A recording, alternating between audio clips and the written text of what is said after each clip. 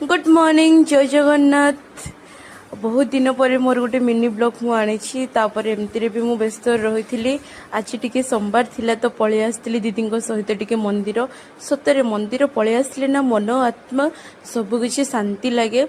और जिते दुख कष्ट थिले भी भगवान शरणागत सरी हो गला परे ना से दुख कष्ट कौटी भी पलि जाए से जड़े भी पड़े।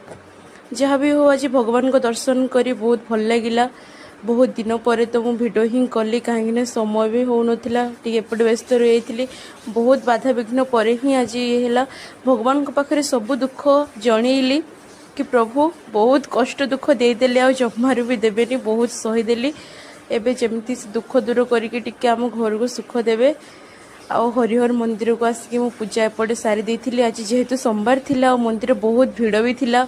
नना तांकर बहुत तरबर तरबर पूजा करदे एपटे मु प्रसाद समस्त को देकी पलि आसली। रहुची टाटा।